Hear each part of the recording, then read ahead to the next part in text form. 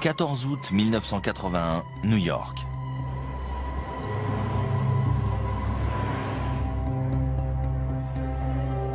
Dominic Napolitano, alias Sonny Black, un capot de la famille Bonanno, pénètre dans un bar de Brooklyn, le Motion Lounge.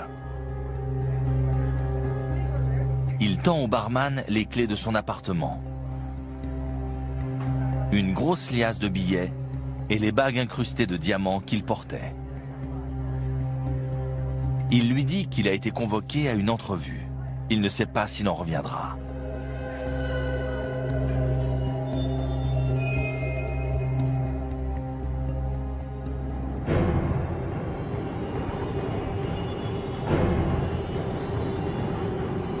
Un peu plus tard, il arrive dans une maison de Staten Island à l'autre bout de la ville.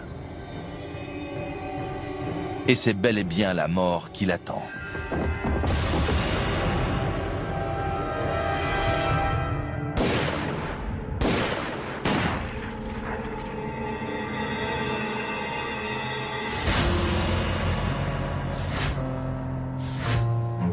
Sonny Black a été exécuté pour avoir permis à une taupe, Donnie Brasco, d'être admis au sein de la mafia.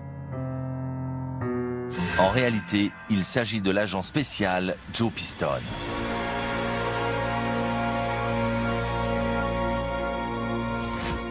Si je voulais qu'il soit tué, non. Est-ce que j'aurais préféré qu'il aille en prison? Oui. Grâce à cet agent infiltré pendant 6 ans, plus de 200 mafieux ont été condamnés. Et l'une des familles les plus puissantes de New York a été neutralisée.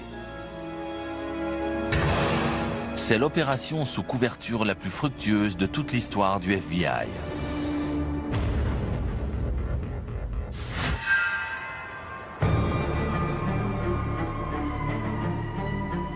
Mais ce terrible coup porté à la mafia a commencé à une échelle bien plus petite.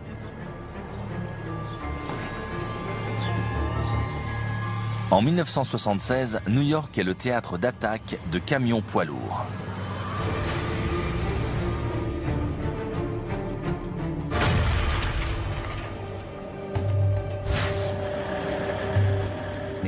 La valeur des chargements pouvait atteindre les 300 000 $. Il suffisait de stopper le poids lourd, de le voler, de le vider et de revendre la marchandise.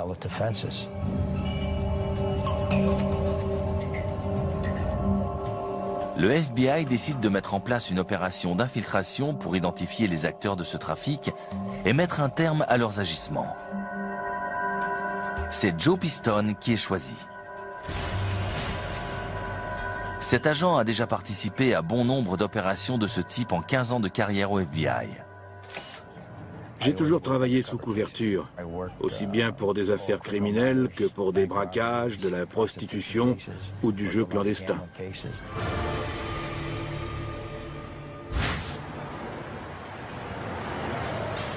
Joe Piston a grandi dans une famille italo-américaine de Paterson, dans le New Jersey.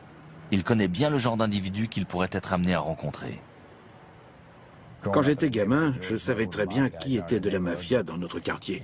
Mais mes parents m'ont toujours dit de ne jamais traîner avec ces gens-là. Ils tenaient à ce que j'évite de me frotter à eux. Pour infiltrer le gang de receleurs, Joe va se faire passer pour un voleur de bijoux.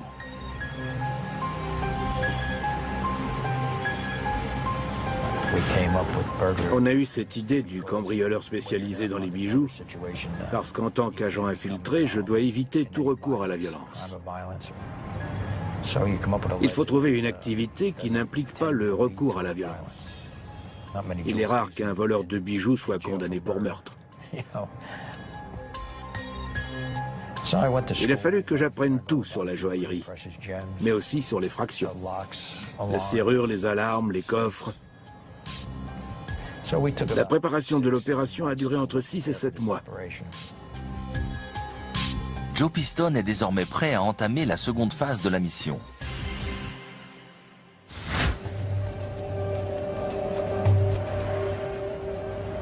En 1976, il endosse l'identité de Donnie Brasco. Il ne sait pas encore qu'il va la conserver pendant plus de 6 ans.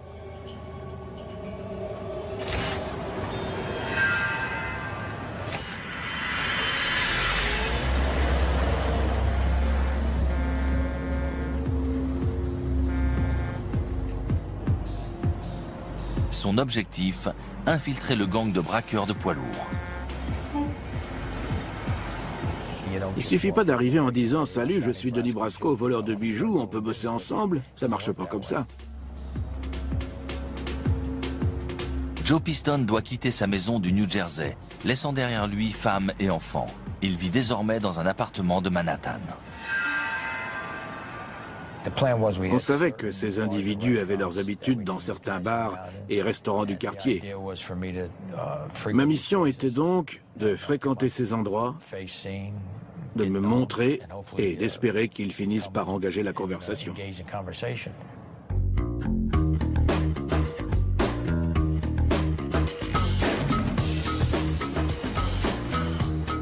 Il faudra des mois avant que cette nouvelle tête se fonde dans le décor. Pendant les 6 premiers mois, je faisais le pied de grue, aussi bien du côté de l'Upper East Side que de Little Italy. Un peu partout à Manhattan, en fait. J'allais m'asseoir au bar, tranquillement. Je mangeais au comptoir, je commandais un plat et un verre, et je restais là pendant 1 heure ou 2. Il faut éviter d'être trop régulier. Je n'allais jamais au même endroit 2 jours d'affilée. C'est pas le genre de boulot où on finit à 17 heures pile. On y est 7 jours sur 7.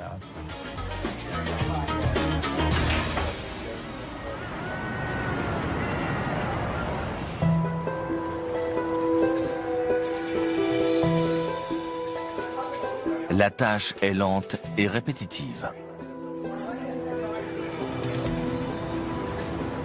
Si j'ai aimé, je l'ai fait. On va dire ça comme ça, je l'ai fait. Je ne suis pas du genre à traîner au bar. Je bois un verre de vin ou une bière, mais jamais plus. Ce n'est pas que ça me plaisait d'être infiltré, c'était juste mon boulot.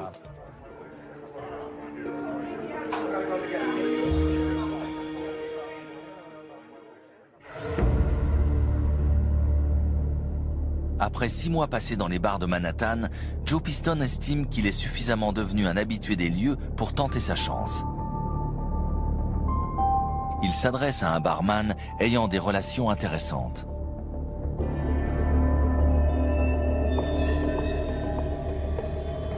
Je me suis dit que c'était le moment.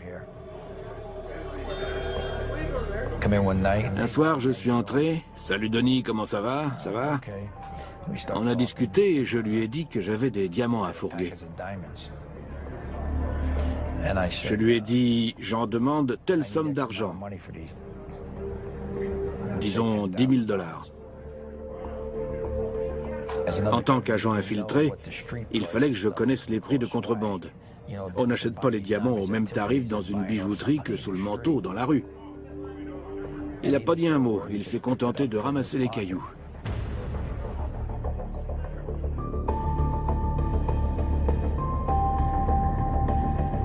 Les jours passent. Malgré des visites régulières au bar, le barman, ni celui qu'il connaît sous le nom de Donnie Brasco, n'évoque le sujet des diamants. Et finalement, un soir, la situation évolue. Au bout de 2 semaines, je suis entré et il a dit « Quelqu'un a laissé ça pour toi. » C'était une enveloppe.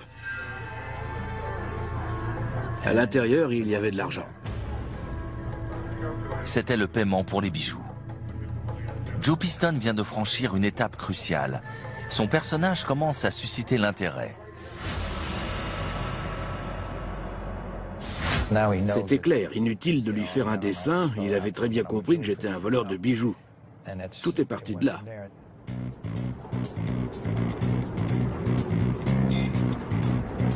Au fil des mois suivants, le barman a commencé à présenter Donnie Brasco à plusieurs de ses contacts. On est allé dans des cercles de jeux clandestins ouverts jusque très tard dans la nuit. Il m'a présenté comme Donnie, tout simplement. Joe Piston devient Donnie Brasco aux yeux des individus les plus louches du quartier. Mais une rencontre en particulier va se révéler très fructueuse. C'est celle avec un certain Gilly. Ce n'était pas un petit délinquant comme les autres, mais ce que les mafieux appellent un affranchi. Être présenté à un affranchi, c'est du sérieux. Ça veut dire qu'on vous introduit auprès d'un individu faisant officiellement partie de la mafia.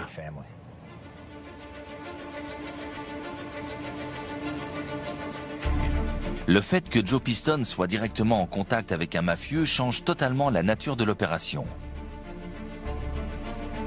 Le FBI saisit cette opportunité et encourage son agent infiltré à suivre Gilly et ses hommes. Joe Piston, grâce à sa formation, passe pour un véritable voleur de diamants, mais il doit maintenant démontrer ses talents. Il faut montrer qu'on assure. Ces gens-là ne vous font pas confiance parce qu'ils aiment votre tête. Ils veulent voir si vous êtes doué pour faire de l'argent. Joe Piston a besoin de bijoux pour montrer qu'il n'est pas un vulgaire amateur. Dans cette opération, il était hors de question de voler quoi que ce soit dans une bijouterie. Tout ce que j'avais à ma disposition provenait du FBI. Il s'agissait de biens confisqués ou saisis par les douanes. J'avais accès à un stock conséquent de bijoux ou parfois de montres de luxe. Au fil du temps et des butins rapportés, Piston commence à gagner la confiance de ses acolytes.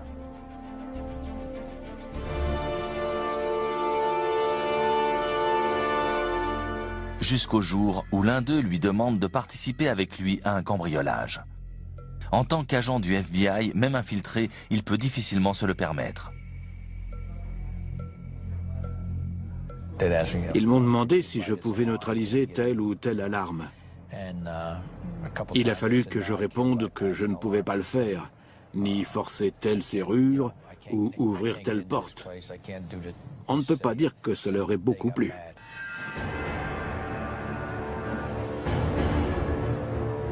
Gilly convoque Joe Piston à une entrevue avec deux autres gangsters, Frankie et Patsy. Ils ont verrouillé la porte, mis leurs armes sur la table et ils m'ont dit « Tu sais, Donnie, si tu ne nous convaincs pas maintenant que tu es un vrai voleur de bijoux, la seule façon dont tu ressortiras d'ici, c'est rouler dans ce tapis. »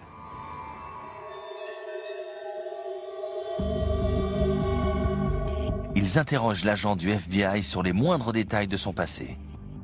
D'où tu viens, qui tu connais, qu'est-ce que t'as fait? L'interrogatoire dure 5 heures.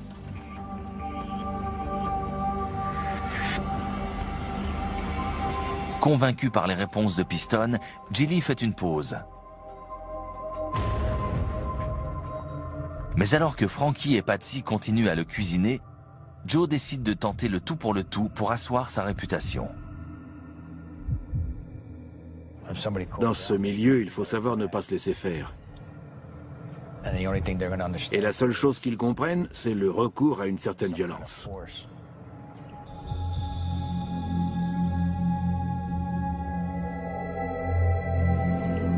Alors j'ai frappé Frankie.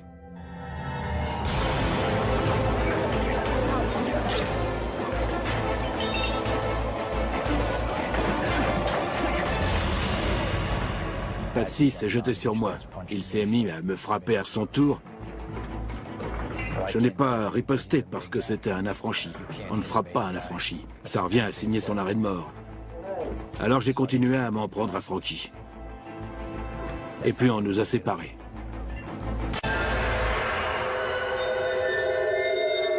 Cette bagarre confirme non seulement le statut de gangster de Joe Piston, mais va également servir d'excuse pour s'éloigner de Gilly, qu'il juge trop violent.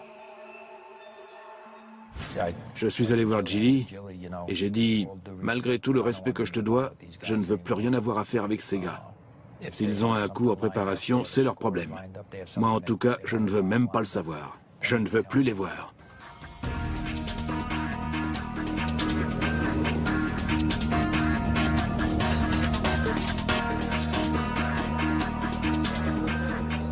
Gilly se laisse prendre au piège. Il présente Joe Piston à un membre d'un autre clan, la famille Bonanno.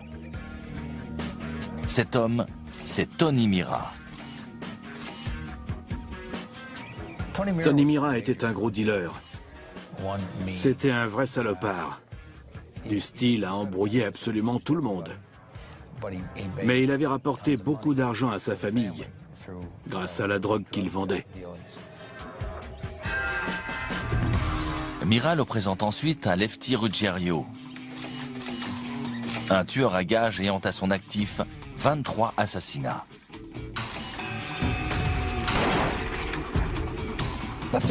Lefty était gangster 24 heures sur 24. Il se comportait comme un gangster en permanence. Ce dernier va s'avérer d'une très grande valeur pour Joe Piston. Ce type était une véritable encyclopédie de la mafia. Il connaissait les moindres détails de son organisation. Il m'a donné pas mal de renseignements précieux. Grâce à Mira et Ruggiero, l'agent infiltré accède au sein des seins de la mafia. Jusqu'à présent, le FBI ne connaissait que très peu de choses sur cette organisation. Ils pouvaient nous dire qui en était ou non. Ils pouvaient détailler les rackets dans lesquelles ils étaient impliqués. Ils savaient quel coup ils préparaient à l'avenir. Ils savaient également qui était sur la liste noire, qui avait un contrat sur la tête. Bref, ils savaient tout ce qui se passait.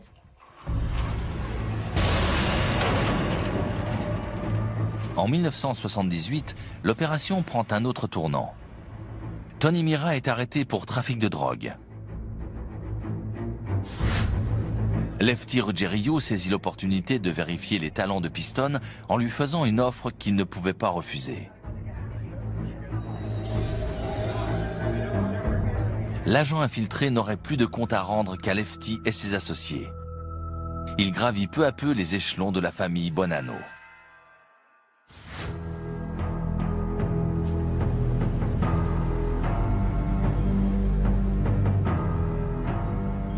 Il va être mis en contact avec l'un des capots les plus puissants du clan Bonanno et même de la région, Dominic Napolitano alias Sonny Black.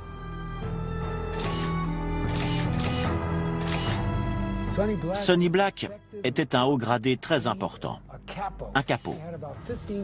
Il avait sous ses ordres une quarantaine d'hommes, parmi lesquels une dizaine ou une douzaine d'affranchis, et une petite trentaine d'associés occasionnels ne faisant pas officiellement partie de la famille. Il avait tout de mafieux de films policiers. Il était toujours habillé d'un costume sombre, avec t-shirt et mocassins sombres. Il portait beaucoup de bijoux et ce n'était pas un tendre.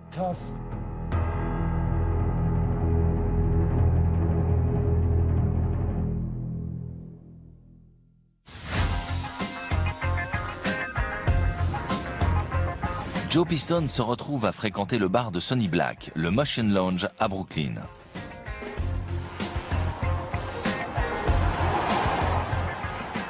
Le quotidien d'un affranchi n'a rien de bien intéressant, contrairement à ce qu'on pourrait croire. La journée commence vers 10 ou 11 heures du matin. On va au bar, on y passe une bonne partie de la journée à discuter d'éventuels coups à préparer et des larcins commis par telle ou telle personne. On fait les comptes, combien telle opération va rapporter, combien d'argent génère telle raquette. Et c'est la même routine tous les jours. Les fédéraux se retrouvent dans une position dont ils osaient à peine rêver. Ils ont un agent infiltré devenu membre actif d'une des plus grandes familles de la mafia new-yorkaise. Ça a suscité beaucoup d'enthousiasme. Personne n'avait jamais réussi à remonter aussi loin, jusqu'au point d'être accepté au sein de la famille. Joe Piston peut désormais réunir des éléments concernant une large palette d'activités illégales. À ce stade, je faisais beaucoup de renseignements sur le trafic de drogue, l'extorsion, les vols de poids lourds, la corruption d'hommes politiques et de représentants des forces de l'ordre. J'ai recueilli une myriade d'informations. Et surtout, en opérant aux côtés de Lefty, il apprend rapidement qui sont les ténors de la pègre new-yorkaise. Le FBI est bientôt en mesure d'établir un organigramme complet. J'ai découvert qui il y avait aux échelons supérieurs. J'ai établi qui se trouvait à la tête de la famille et des autres. Tous ces éléments, nous n'avions pas pu les obtenir à travers nos enquêtes ou grâce à nos informateurs. On a donc pu se concentrer sur les hauts gradés plutôt que de continuer à nous intéresser aux petites frappes faisant le sale boulot. Fort de ces précieux renseignements, le FBI est en mesure de mieux comprendre le fonctionnement de la famille Bonanno, mais aussi de la mafia tout entière. Les enquêteurs comprennent notamment à quel point les différents clans coopèrent les uns avec les autres. On a réalisé que ce n'était pas une organisation monolithique. Ils travaillent tous ensemble. Il y a des familles distinctes, c'est certain, avec leur propre territoire et leurs propres affaires, mais à plus grande échelle, tous les clans collaborent et partagent leur activité criminelle. Joe ne se contente pas de la ville de New York. Ayant acquis une solide crédibilité, il peut se porter garant pour d'autres agents infiltrés et établit des interconnexions un peu partout dans le pays, comme à Los Angeles. Il parvient à obtenir une entrevue en face à face avec le patron de la mafia de Milwaukee. C'est la première fois qu'un agent du FBI se retrouve aussi près d'un mafieux de ce calibre.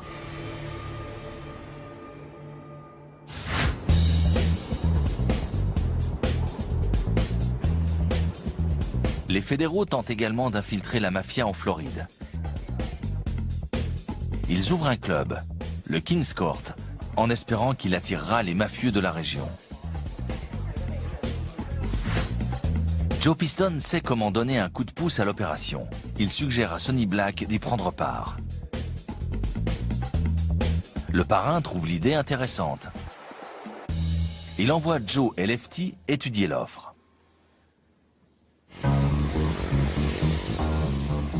Joe découvre que, comme beaucoup d'affranchis, Lefty n'a presque jamais quitté son quartier de New York.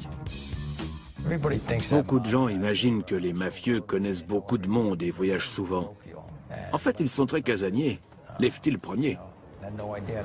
Il ne savait même pas comment réserver un billet d'avion. À l'époque, on ne pouvait pas faire de commandes sur Internet. La plupart du temps, quand il leur arrivait de voyager, il se débrouillait pour voler des billets en braquant des agences de voyage.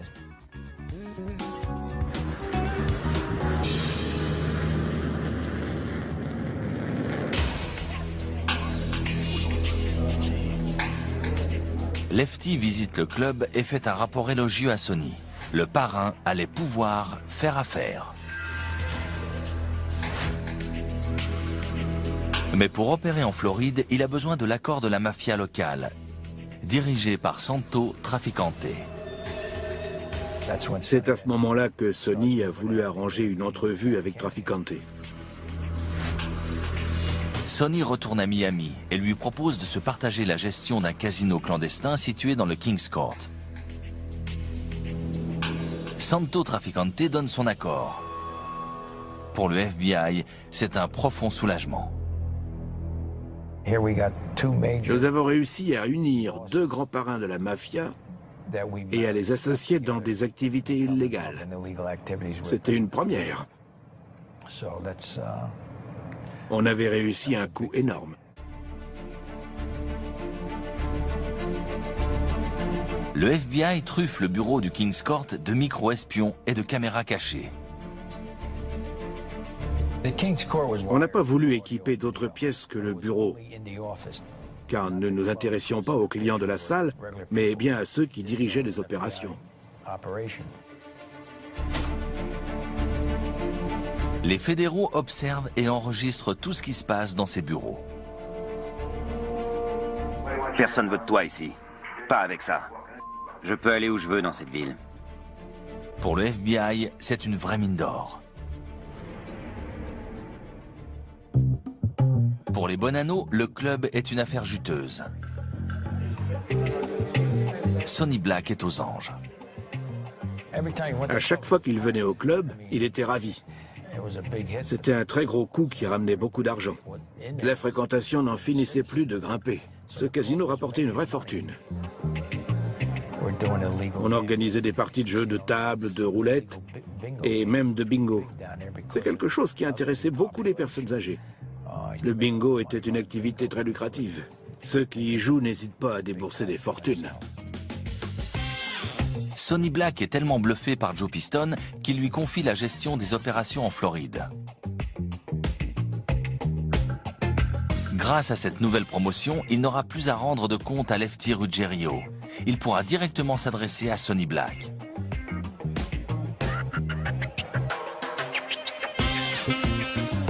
Joe a dès lors accès à l'un des capots les plus importants de la mafia new-yorkaise. Et pour le FBI, c'est inespéré.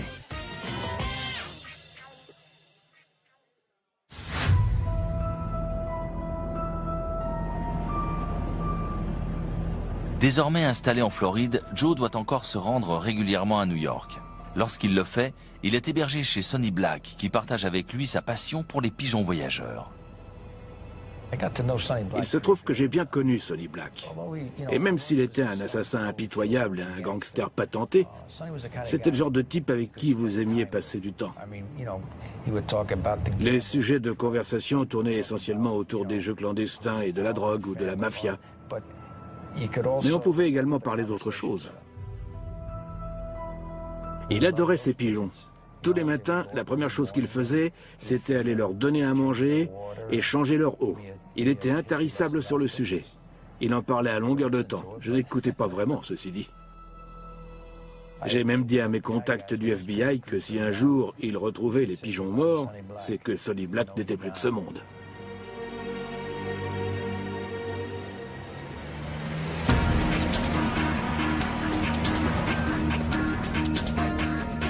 Les liens étroits que Joe Piston a noués avec Sonny Black lui permettent d'avoir accès à de plus en plus d'informations. Il découvre qu'une des factions de la famille Bonanno, appelée les Zip, mène un gigantesque trafic de drogue basé sur les infrastructures d'une chaîne de pizzeria.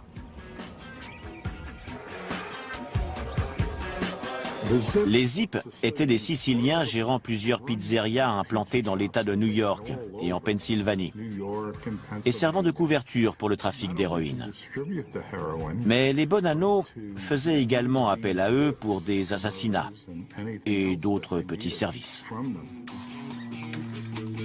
Grâce aux informations fournies par Joe Piston, le FBI ouvre une enquête sur ce réseau de trafic international.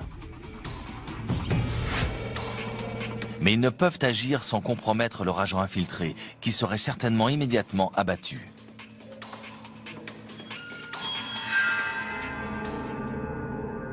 Ça n'a pas dû être facile d'aller travailler tous les jours en se demandant s'il allait être démasqué ou si sa couverture allait être grillée.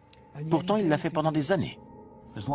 Tant que l'agent est sous couverture, vous ne pouvez pas exploiter les informations qu'il remonte sans le mettre en danger.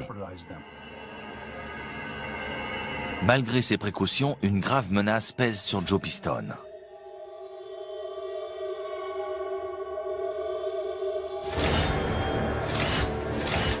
Tony Mira, le premier contact de l'agent dans la mafia, sort de prison. Il est furieux d'apprendre que Joe s'est associé à Sonny Black et Lefty, et il veut sa revanche. Il faut avoir conscience qu'il y a beaucoup de jalousie dans la mafia. Quand Tony Mira est sorti de prison, il était très jaloux de voir que je gagnais beaucoup d'argent et que j'étais un proche de Sonny Black. Il est allé voir un capot en lui disant « C'est moi qui devrais être avec Brasco, pas un autre.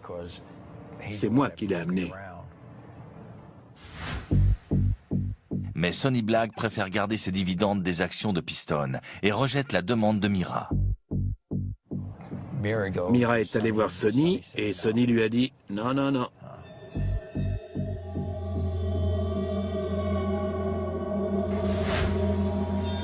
Le mafieux est décidé à obtenir gain de cause. Il demande à ce que tous les capis de la famille se réunissent. Lefty et Sonny sont convoqués pour défendre leur cause lors d'une série d'auditions. À l'issue de chacune d'entre elles, Lefty appelle Piston pour l'informer de ce qui s'est dit. Bien sûr, les conversations sont enregistrées. Salut Denis, faut que je te dise, je sors d'une réunion à ton sujet qui a duré 4 heures. Et alors? Comment ça et alors? Dis pas ça. Attends, qu'est-ce que tu veux que je te dise? Je sais même pas de quoi tu me parles. J'ai eu gain de cause, je te garde. D'accord. Je vais pas te lâcher comme ça. T'es à moi. Je laisserai pas un requis te prendre. C'est comme m'arracher les bijoux de famille. Je t'abandonne pas. Je mourrai avec toi. Et Sonny, qu'est-ce qu'il en a dit? Ce qu'il en a dit, lui non plus, il veut pas te lâcher. Mais personne t'aura. Je veux pas avoir affaire à Mira.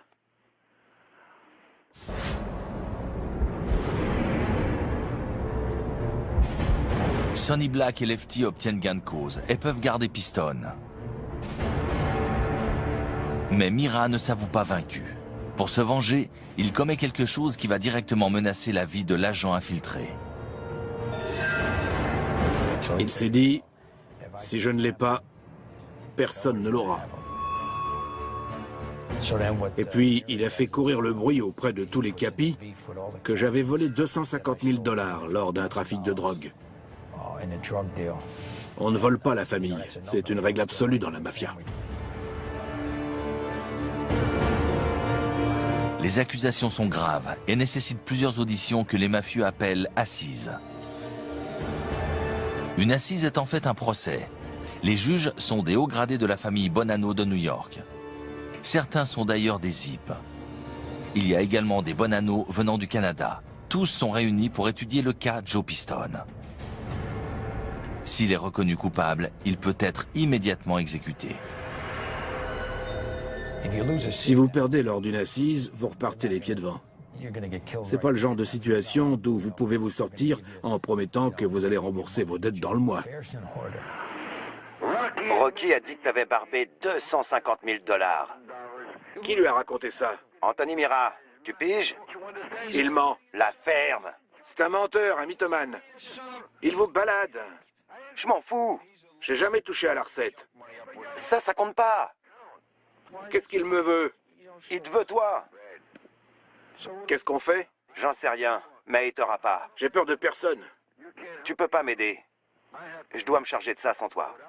J'ai pas peur de Mira non plus. Quand est-ce que ce type va finir par me lâcher? Il le fera jamais. Sonny se démène pendant des heures pour défendre Joe. Finalement, il sera épargné. Sonny Black a remporté la bataille. Piston est sorti lavé de tout soupçon, mais Tony Mira l'a dans son collimateur. Inquiet de voir l'opération mal tournée, le FBI commence à envisager un retrait de leur agent infiltré. Ils ont évoqué l'idée de mettre un terme à l'opération.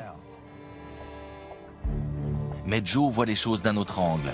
Il réussit à persuader son chef, Jules Bonavolonte, de le laisser continuer. Je leur ai dit qu'ils ne devaient pas s'en faire pour moi. Je m'en sortirai.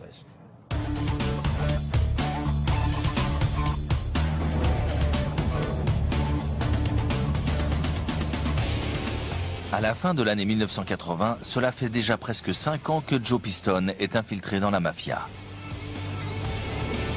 Ces renseignements sont d'une immense valeur pour le FBI. Des enquêtes sont ouvertes concernant un trafic de drogue depuis la Sicile, le crime organisé de Milwaukee et un trafic entre la Colombie et la Floride. Joe est devenu le confident de l'un des mafieux les plus puissants de New York. Autant dire que l'opération se déroule très bien. Mais elle ne s'est pas passée sans accroc, loin de là.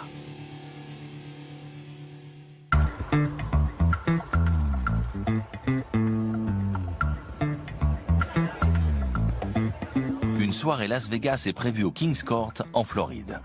Au programme, des jeux clandestins comme la roulette ou le blackjack. L'événement est prévu pour le 17 janvier 1981. Sonny, ainsi que plusieurs mafieux new-yorkais, font le déplacement pour l'occasion. Le shérif du coin est soudoyé pour qu'il regarde ailleurs. J'étais là quand ils ont versé le pot de vin au shérif pour qu'il ne vienne pas nous chercher des poux. Apparemment, tout se passe bien. Il y avait des mafieux dans tous les coins. Le Kings Court en était plein et l'argent coulait à flot. Mais alors que la fête bat son plein, les choses tournent mal.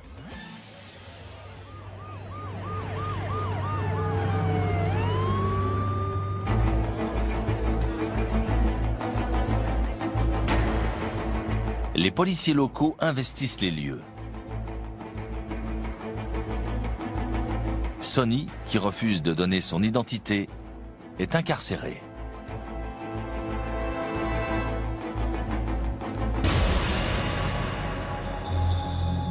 Il est libéré sous caution le lendemain, mais il est furieux. Sonny a passé la nuit au Gnouf. Et le lendemain matin, il n'était pas très content. On peut même dire qu'il était furax.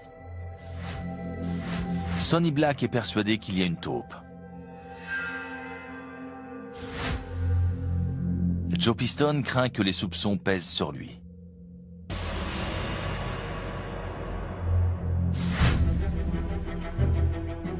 Mais alors que tout le monde rentre à New York, un autre événement vient semer le trouble. Quelques mois plus tôt, pour impressionner ses partenaires en Floride, Joe a emprunté au FBI un yacht magnifique pour emmener Lefty pêcher en pleine mer. Or, ce dernier vient de lire un article dans un magazine sur une opération du FBI. Des agents se seraient fait passer pour des cheikhs arabes pour piéger des députés corrompus. L'article est illustré par une photo du bateau utilisé lors de cette opération. C'est le même que celui que Joe a emprunté.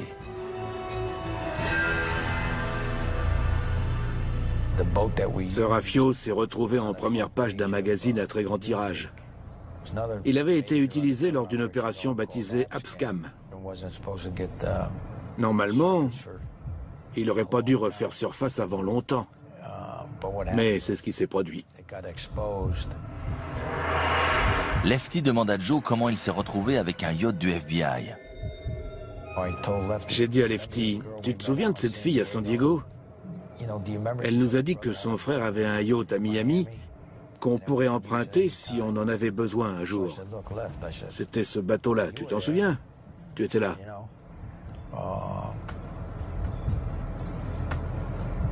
Il appartenait peut-être au FBI, mais il servait pour piéger des hommes politiques, pas nous. Et ils ne nous ont jamais rien demandé. Et je m'en suis sorti comme ça.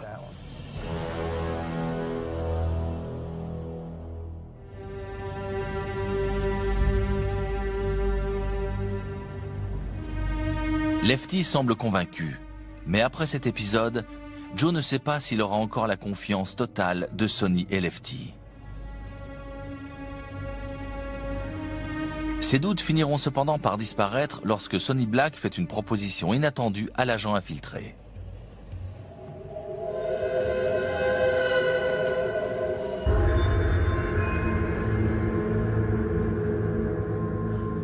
Il souhaite faire de lui un membre à part entière de la famille.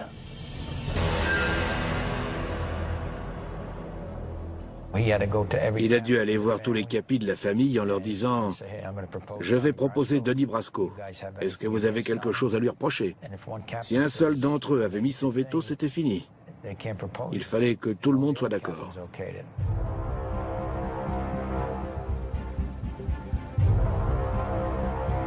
En tant qu'affranchi, Joe aurait pu approcher tous les mafieux les plus puissants d'Amérique. Et il aurait eu accès aux secrets les mieux protégés de cette organisation.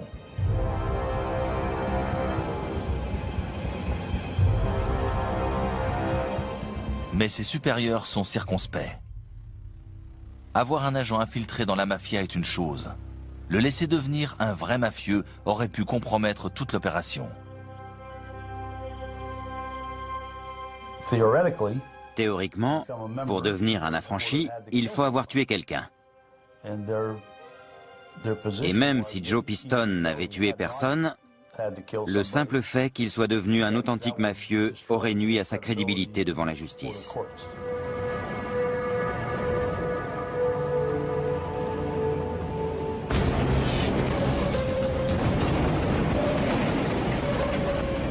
De plus, des dissensions internes à la famille Bonanno inquiètent le FBI.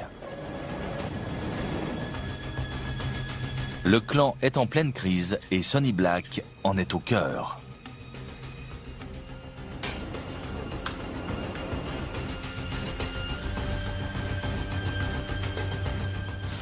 Tout a commencé 2 ans plus tôt quand Sonny a participé à l'assassinat de l'un de ses chefs, Carmine Galante.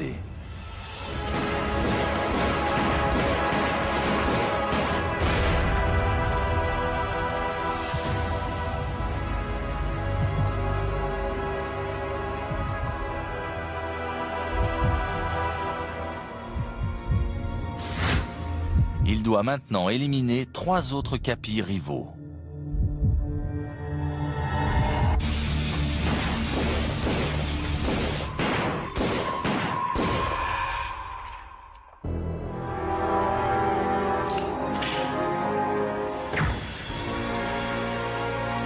C'est l'escalade de la violence et le risque que Joe devienne une victime collatérale est présent. C'était une véritable guerre. C'était la première fois que je voyais tout le monde porter une arme. Sonny Black m'en a même donné une. Les hommes travaillant pour les capis en question cherchaient à nous tuer.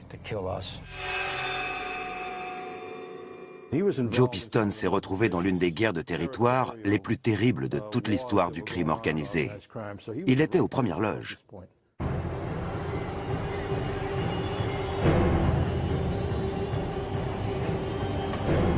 Tout à coup, Sonny demande à Joe de faire ce que le FBI a toujours redouté.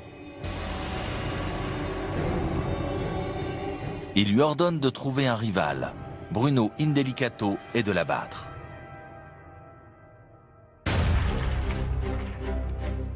Sonny m'a envoyé en Floride, c'est là qu'il pensait que ma cible se trouvait. Ma mission était de le débusquer et d'appeler le FBI pour qu'il vienne l'arrêter. On aurait fait passer son arrestation pour un meurtre et je serais rentré en disant « c'est fait ».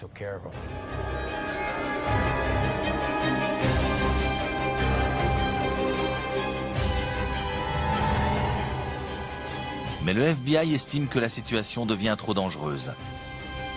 Joe Piston doit mettre fin à ses 6 années d'infiltration.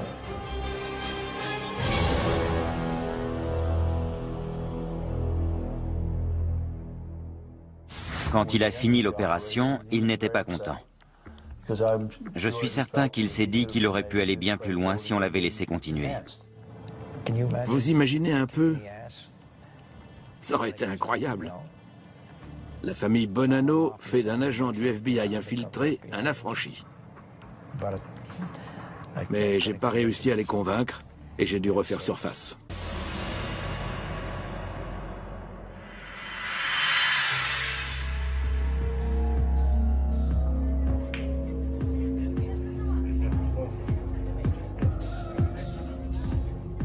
Deux semaines plus tard, alors que Joe est à l'abri, le FBI rend visite à Sonny Black.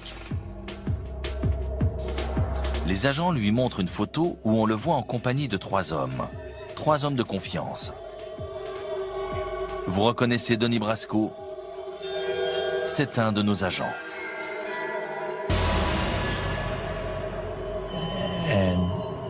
Sonny a répondu « Si je le vois dans le coin, je lui dirai. » Il n'en revenait pas. Sonny finit par admettre la réalité. Le FBI l'observe sur son toit, en train de nourrir ses pigeons en réfléchissant à une façon de s'en sortir. Il sait que si Donnie Brasco était un agent infiltré, l'ayant lui-même fait entrer en contact avec la mafia, il serait exécuté. Le FBI lui a proposé une protection. Il n'avait qu'à l'accepter. Mais il a refusé. Il savait très bien quel risque il encourait en ayant commis cette erreur. Mais il a préféré aller jusqu'au bout. Il savait déjà qu'il avait un contrat sur la tête. 2 semaines plus tard, Sonny est convoqué à une entrevue. Je ne voulais pas qu'il se fasse tuer. Mais c'est lui qui a pris cette décision. Les agents du FBI sont allés le voir. Il aurait très bien pu accepter leur protection. Il aurait pu leur dire « D'accord, je vais coopérer. J'accepte de vous suivre. » Mais il ne l'a pas fait. C'était un vrai gangster dans l'âme, et il l'a été jusqu'au bout.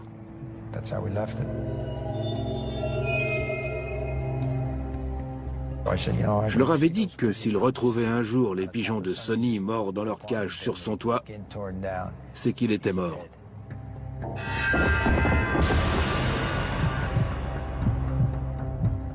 17 jours plus tard, il n'en restait plus un seul en vie.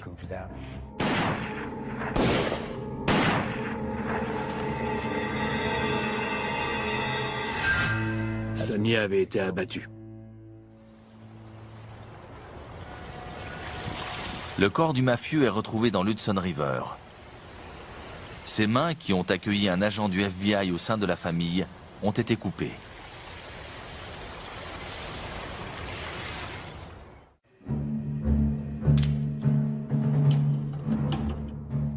La mafia s'en prend alors à tous ceux qui ont collaboré avec Donnie Brasco. Ils ont tué Sonny Black. Et puis, Tony Mira. Gilly également. Si je voulais qu'ils se fassent tuer, non. Est-ce que j'aurais préféré qu'ils aillent en prison? Oui. Mais c'est pas ma faute s'ils sont morts. Après avoir appris que Lefty Ruggiero était à son tour visé par un contrat, le FBI décide de l'arrêter et de le mettre en prison pour le protéger. Il a cru que c'était des tueurs. Ils étaient tous habillés en civil. Ils étaient à bord d'une voiture banalisée. Il a vraiment cru qu'ils étaient là pour lui coller une balle dans la tête.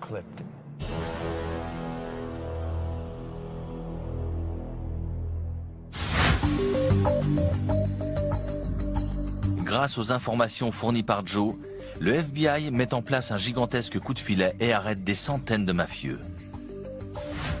Il y a 4 ans, un simple voleur de bijoux du nom de Donnie Brasco faisait son entrée dans la mafia. L'année dernière, lors d'un procès historique, Brasco a levé le masque. Il est en fait Joseph Piston, agent infiltré du FBI. J'ai dû témoigner dans 17 procès, si je me souviens bien. Il y a eu 235 condamnations en tout. On a quasiment éradiqué la famille Bonanno de New York. Après ce procès, les Bonanno étaient réduits à l'état de simples gangs de quartier. À Milwaukee, on a fait condamner tout un clan. Le parrain, les sous-chefs et plusieurs capitaines. Et on a fait la même chose en Floride. Un grand jury fédéral réuni à Tampa aujourd'hui a mis en examen Santo Traficante pour racket, organisation de jeux clandestins, extorsion, corruption et trafic de drogue. En 1985, Joe Piston témoigne dans l'affaire du trafic d'héroïne connue sous le nom de Pizza Connection. Ce sera le procès le plus long de l'histoire des États-Unis. Tous les principaux accusés de cette affaire ont été condamnés. 18 défenseurs sur 19 ont été envoyés en prison. Nous n'aurions jamais pu espérer faire mieux. C'est une victoire retentissante dans notre guerre contre la mafia. Enfin, lors du procès de la commission, Joe a identifié tous les parrains de New York. Le FBI considère que c'est le plus grand coup de filet qui a frappé la mafia depuis 30 ans. 5 parrains de New York ont été arrêtés et condamnés. Les éléments recueillis par Joe et ses témoignages ont conduit à la condamnation de 151 prévenus. Cette opération a sonné le glas de la grande époque de la mafia. Elle a frappé l'organisation en plein cœur. Parmi les mafieux incarcérés, Lefty Ruggiero a été condamné pour le meurtre de 3 capis, trafic de drogue, extorsion, vol à main armée et organisation de jeux clandestins. Il a écopé de 15 ans de prison. J'aurais pas aimé être son co-détenu ou le gardien qui s'occupait de lui. Ce type peut être une vraie plaie quand il veut. La tête de Joe Piston a été mise à prix à 500 000 $. À ce jour, il vit sous une fausse identité en un lieu tenu rigoureusement secret.